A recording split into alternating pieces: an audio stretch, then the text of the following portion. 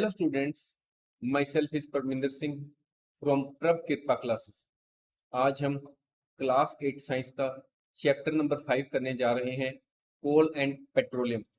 आज हम इसके कुछ इंपॉर्टेंट क्वेश्चन आंसर्स करेंगे। तो चलो हम शुरू करते हैं।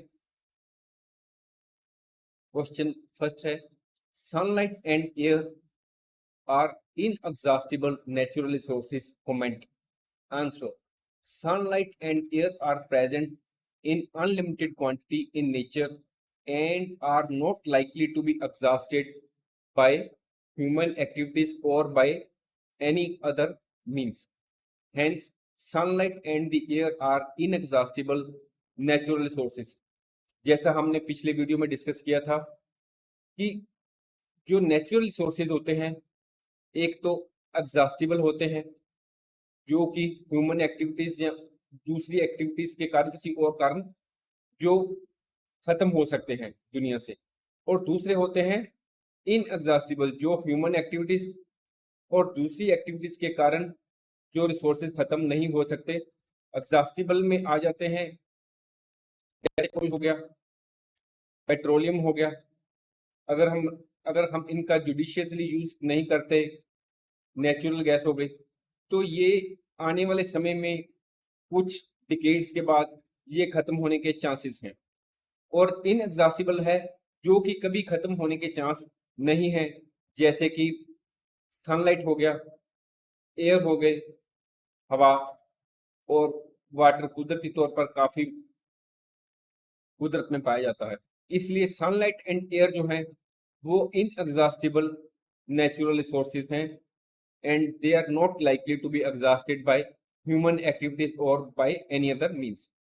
अब हमने लिखने हैं right two important usage of Coke. Coke के 2 इंपॉर्टेंट यूसेज लिखते हैं। पहले हमें ये पता होना चाहिए कि कोक क्या है। कोक जो होता है ये ग्रे कलर का hard and porous fuel, porous का मतलब होता है जिसमें छोटे छोटे छेद हों, वह fuel with A high carbon content. इसमें कार्बन का कंटेंट बहुत ज्यादा होता है। और अब हम करते हैं इसके uses. Coal is mainly used as a reducing agent in the extraction of metals like iron, copper etcetera. और ये मैन्युफैक्चरिंग ऑफ स्टील में भी यूज होता है। Coal is used in the manufacture of steel. It is also used as a fuel in stoves. इसको fuel के तौर पर भी यूज किया जाता है।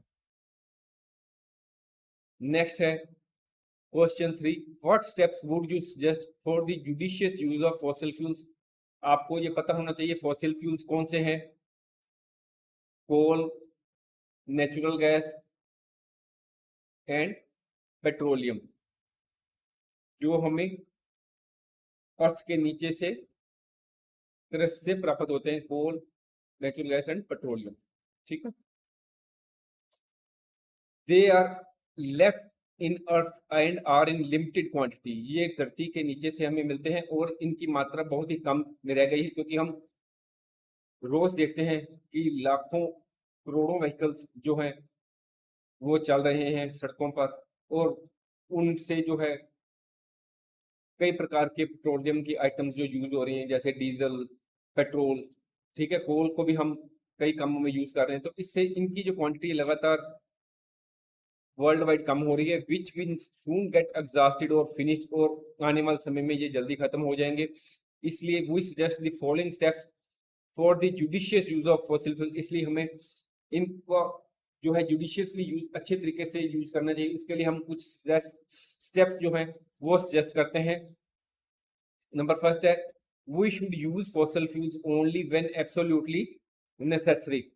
नेक्स्ट है, use public transport wherever possible. जहां तक पॉसिबल हो सके पब्लिक ट्रांसपोर्ट को यूज करें। Opt for car pool. Third point है, व्हाइल गोइंग टू स्कूल और वर्क प्लेस। अगर हमने स्कूल जाना है या अपने ऑफिस में जाना है तो जहां तक हो सके कार पूलिंग करें। नेक्स्ट फोर्थ पॉइंट है, adoption of alternative sources of energy such as wind power and solar power. Next question हम करते हैं, एक्सप्लेन अबाउट कोल टार। कोल टार पर कुछ थोड़ी सी लाइंस लिखनी है। आंसर है, it is a black thick liquid with N unpleasant smell. इसकी स्मेल जो है वो अच्छी नहीं होती और ये ब्लैक और थिक कलर का लिक्विड होता है। It is obtained from coal. ये कोल से प्राप्त होता है। coal tar contains approximately 10,000 chemicals, of which only about 50% have been identified. We can get benzene, naphthalene, phenol, etc. from coal tar. Products obtained from coal tar are used in the manufacturing of various substances. कोल टार से हमें जो substances प्राप्त होते हैं वो कई products बनाने के काम आते हैं, जैसे सिंथेटिक डाइज हो गई, एक्सप्लोसिव्स, परफ्यूम्स हो गए, परफ्यूम्स यहाँ पर हम लिखना है, परफ्यूम्स, प्लास्टिक्स हो गए, पेंट्स, रूफिंग मटेरियल एक्सेट्रा। और कोल टार को कई और कामों में भी यूज किया जाता है, जैसे मेडिकेटेड शैम्पू हो गए, सोप हो गए और ऑइंटमेंट में। क्वेश्चन 5 है, वेयर डू वी गेट कोल, कहाँ से हमें कोयला प्राप्त होता है और ये कैसे बनता है। हमने पिछले वीडियो में डिस्कस किया था। We get coal deep in earth crust in coal mines. It is formed by the slow decomposition of dead trees and other vegetable matter buried deep under the earth's crust under high pressure and temperature over hundreds of millions of years ago. आज से लाखों करोड़ों साल पहले जो trees या other vegetable matter थे वो जब डाई हो गए, डेथ हो गई उनकी, तो वो धरती में समा गए और उन पर समय समय पर जो सॉइल की परतें चढ़ती गई और उनकी डिकम्पोजिशन होती गई और वे धीरे धीरे हाई टेम्परेचर और प्रेशर को भी एक्सपोज हुए और वहां पर एब्सेंस ऑफ एयर था। और इन सभी कारणों के कारण जो ये जो डेड ट्रीज और वेजिटेबल मैटर थे ये धीरे धीरे कोल में कन्वर्ट हो गए। नेक्स्ट क्वेश्चन है 5th कि हमने डिफाइन द टर्म पेट्रोकेमिकल्स। अगर हम आप इधरली की तरफ देखते हैं तो पेट्रोलियम जो पेट्रोकेमिकल्स है उनका मेन सोर्स जो होता है वो होता है पेट्रोलियम, और पेट्रोकेमिकल्स के अदर 2 सोर्सेज भी हैं और वो हैं फॉसिल फ्यूल्स जैसे कोल और नेचुरल गैस, और एक इसका और सोर्स भी होता है, थर्ड सोर्स जिसको कहते हैं पेट्रोकेमिकल्स का, वो होता है रिन्यूएबल सोर्सेज जैसे कॉर्न और शुगर केन। अगर हम मेन बात करें पेट्रोकेमिकल्स की तो मेन सोर्स हमारा पेट्रोलियम होता है। हमें ये भी पूछा जा सकता है कि from where the word petroleum is derived. It is derived from the 2 words petro and oleum. These both are the Greek words. Petro means rock and oleum means oil. और पेट्रोकेमिकल्स को पेट्रोकेमिकल्स को हम oleochemicals भी के नाम से भी जानते हैं। तो चलो हम क्वेश्चन इंग्लिश में करते हैं। Petrochemicals are the chemical products obtain from petroleum by refining, although many of the same chemical products are also obtained from other fossil fuels जैसे coal, such as coal and natural gas etc. और petrochemicals को हम use कहाँ करते हैं? They are used to manufacture plastics, medicines, cosmetics, furniture, solar power panels, fertilizers, pesticides, paints etc. Next question है 7th, name products that you obtain from the destructive distillation of coal. What is the residue left in this process? और ये जो destructive distillation of coal होती है इस process में क्या बाकी बचता है, और इस जो बाकी बचने वाली चीज है रेसिड्यू की, उसका मेन यूज क्या होता है। जो 2 इंपॉर्टेंट प्रोडक्ट्स हमें मिलते हैं, the 2 important products obtained from the destructive distillation of coal are coal gas and coal tar. The residue left in the process is called coke, and coke is used mainly as a reducing agent in the extraction of metals. Next हमारा question है, can forest help reduce pollution?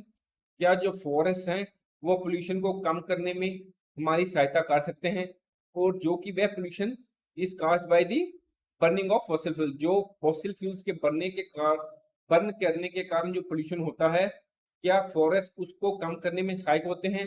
अगर हाँ तो वो कैसे? Since civilization began, we have lost 46% of all trees on the earth. जब से civilisation शुरू हुई है तब से अब तक हमने लगभग 46% ट्रीज जो हैं वो लॉस्ट कर दिए हैं, उनको हमने यूज कर लिया है या वो खत्म हो गए हैं।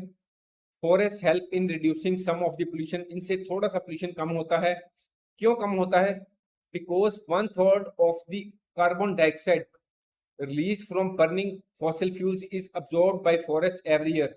क्योंकि हम जो फॉसिल फ्यूल्स को यूज करते हैं, उनको बर्न करते हैं, तो उससे जो भी कार्बन डाइऑक्साइड रिलीज होती है, उसका 1/3 हिस्सा जो होता है वो हर साल फॉरेस्ट अपने आप में अब्सॉर्ब कर लेते हैं। इसलिए फॉरेस्ट जो है वो फॉसिल फ्यूल्स के बर्निंग के कारण जो पोल्यूशन होता है उसको कम करने में हमारी हेल्प करते हैं। अब हमने से कमेंट पूछा गया है, none of the fuels is clean fuel. क्या आप इससे एग्री करते हैं? आंसर है ऑन बर्निंग। जब हम किसी एक फ्यूल को बर्न करते हैं, every fuel releases at least carbon dioxide which causes green house effect. So none of the fuels is clean. इसलिए हम कह सकते हैं कि कोई भी फ्यूल क्लीन नहीं है, क्योंकि हर फ्यूल कुछ ना कुछ कार्बन डाइऑक्साइड रिलीज करता है।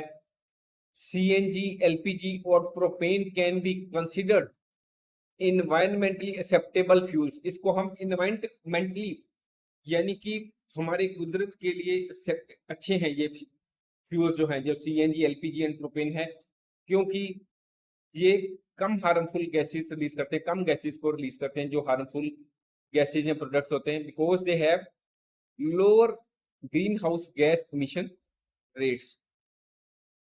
नेक्स्ट क्वेश्चन 10 है, name some renewable sources of energy. आजकल worldwide renewable sources of energy पर जोर है, वो कौन से हैं source? Water, wind and solar. अब हमने एग्जांपल देनी है, give some examples of fossil fuels. हमने पहले डिस्कस किया है, आंसर है coal, petroleum and natural gas. अब हमारे पास क्वेश्चन है 12th, name the elements present in coal. Coal में कौन कौन से एलिमेंट्स होते हैं? इनकी नेम है carbon, hydrogen, oxygen, sulphur and nitrogen. ये आपके सामने दिखाया गया है कि जो प्राइमरी कंपोजिशन, मेन कंपोनेंट जो होता है कोल का, वो होता है कार्बन, और ये जो बाकी के होते हैं ये थोड़ी थोड़ी मात्रा में पाए जाते हैं। ऑन ए वेट बेसिस अगर हम किसी कोल को वेट करें तो कार्बन इज प्रीडोमिनेंट वन, उसमें कार्बन सबसे ज्यादा होता है।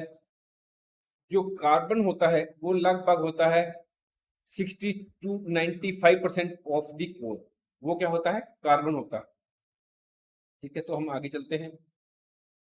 विच are the two main techniques of mining. Mining की कौन सी 2 टेक्निक्स होती हैं? एक सरफेस माइनिंग और एक अंडरग्राउंड माइनिंग।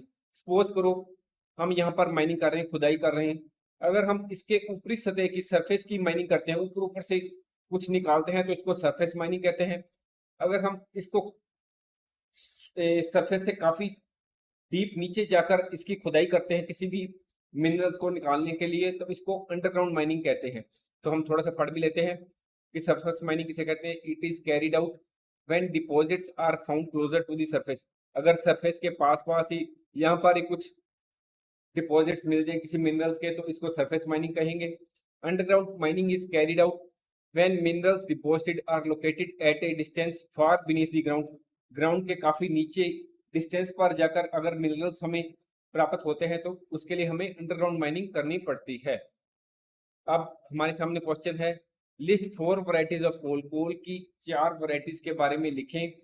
वो है पीट, लिग्नाइट, बिटुमिनस एंड एंथ्रासाइट। अब हमारे पास क्वेश्चन है question 15, name the process of conversion of wood into coal. It is called carbonisation. Next question है 16th, name mention the temperature at which destructive distillation is done. It is 1000 degree centigrade. Next question है when the crude oil is referred to be sweet. Answer है if the sulphur content is low. अगर crude oil में sulphur content कम हो तो इसको sweet कहा जाता है। Name the country which is leading producer of petroleum. जहां पर पेट्रोलियम बहुत ज्यादा प्रोड्यूस होता है, उसकी आंसर है सऊदी अरेबिया। नेक्स्ट क्वेश्चन है name the gas that occurs cover petroleum in reservoirs deep inside the earth. Petroleum के ऊपर, पेट्रोलियम के जहां पर हमें रिजर्व धरती के नीचे मिलते हैं, तो वहां पर कौन सी गैस जो है वो पेट्रोलियम के रिजर्व्स के ऊपर होती है, वो होती है नेचुरल गैस। अब हमने फुल फॉर्म बतानी है पीसीआरए की। Expand PCRA, petroleum conservation research association. जो एसोसिएशन पेट्रोलियम को कंजर्व करने के लिए रिसर्च करती है उसका नाम है पेट्रोलियम कंजर्वेशन रिसर्च एसोसिएशन और शॉर्ट नेम है पीसीआरए। नेक्स्ट क्वेश्चन है 21st, name two fractions of petroleum which are used as fuel. Two important fractions of petroleum are petrol and diesel. There may be other fractions of petroleum like kerosene or paraffin wax. Next question at 22nd, what kind of pollution is caused by the burning of fossil fuels? अगर हम fossil fuels जैसे कोल और petroleum को burn करते हैं तो उससे क्या कौन सा पोल्यूशन होता है? It is not water pollution, it is air pollution, हवा में पोल्यूशन होता है। ठीक है, नेक्स्ट फॉर्म है right the full form of LPG. जो हम घर में यूज करते हैं सिलेंडर्स में, किचन में एलपीजी सिलेंडर यूज करते हैं, वो एलपीजी की फुल फॉर्म क्या है? LPG is a liquefied petroleum gas. Next है 24th, which gas is produced when coal is burnt in air. जब हम कोयल को यूज करते हैं, बर्न करते हैं, तो कौन सी गैस रिलीज होती है? It is carbon dioxide. Next 25th है, can we use all our natural resources forever. क्या हम सभी रिसोर्सेज जो है नेचुरल वो हमेशा के लिए यूज कर सकते हैं? नहीं, कई नेचुरल रिसोर्सेज जो है एग्जॉस्टिबल हैं, जैसे कोल, नेचुरल गैस और पेट्रोलियम है। अगर हम इसको इसी रफ्तार से जैसे हम यूज कर रहे हैं तो वो दिन दूर नहीं कि ये जो सारे नेचुरल रिसोर्सेज हैं वो आने वाले कुछ डिकेड्स के बाद बिल्कुल खत्म हो जाएंगे। वैसे सनलाइट, एयर एंड वाटर वो तो इनएग्जॉस्टिबल हैं, वो खत्म नहीं होने वाले, पर जो नेचुरल रिसोर्सेज एग्जॉस्टिबल हैं वो हम हमेशा के लिए यूज नहीं कर सकते, वो आने वाले कुछ समय के बाद वो खत्म होने ही वाले हैं। इसलिए हम नेचुरल रिसोर्सेज को, सभी नेचुरल रिसोर्सेज को आने वाले हमेशा के लिए यूज नहीं कर पाएंगे। What is the purest form of carbon? Carbon की प्योरेस्ट फॉर्म कौन सी है? वो है coke. What is fuel? Fuel किसे कहते हैं?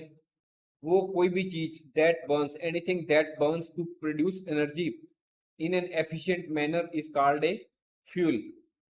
नेक्स्ट है what are other sources of energy that may be used to drive vehicles. वो कुछ सोर्सेज के नाम बताएं, पेट्रोल और डीजल वगैरह को छोड़कर इनके अलावा कुछ एनर्जी सोर्सेज हमने बताने हैं जिससे हम व्हीकल्स को चला सकते हैं, जो ड्राइव कर सकते हैं व्हीकल्स को। उसके लिए हम यूज कर सकते हैं सोलर एनर्जी, एथेनॉल और बायोडीजल।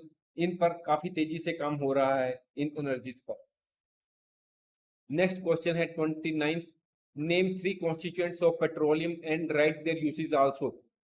हमने सिर्फ 3 कॉन्स्टिट्यूएंट्स के नाम देने हैं, वैसे तो है और भी कई होंगे, कैरोसिन होगा, ठीक है, पर हम 3 कॉन्स्टिट्यूएंट्स की बात कर रहे हैं सिर्फ, और हमने यहाँ पर 3 लिखे हैं, पेट्रोलियम, पैराफिन वैक्स और डीजल, और इनके हम यूसेज अब कर रहे हैं।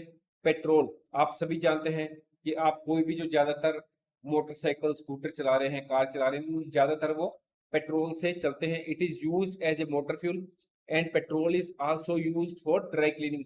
जो आप कपड़े ड्राई क्लीनिंग के लिए देते हैं, क्लोथ को ड्राई क्लीन करते हैं, तो उनमें भी पेट्रोल यूज होता है। नेक्स्ट है paraffin wax is also A constituent of petroleum and it is used for making ointments, candles, जो मोमबत्ती होती है उसको बनाने में, वैसलीन जो ऑइंटमेंट होती है फेसेस पर यूज करते हैं, स्किन पर यूज करते हैं, उनमें भी पैराफिन वैक्स यूज होती है। डीजल, ये आप जानते हैं कि बड़े बड़े ट्रक्स होते हैं, बड़े बड़े व्हीकल्स होते हैं, उनको चलाने में डीजल को यूज होता है। It is use as a fuel for heavy motor vehicles and electric generators. Next question है 30, can forest help reduce pollution caused by burning of fossil fuels?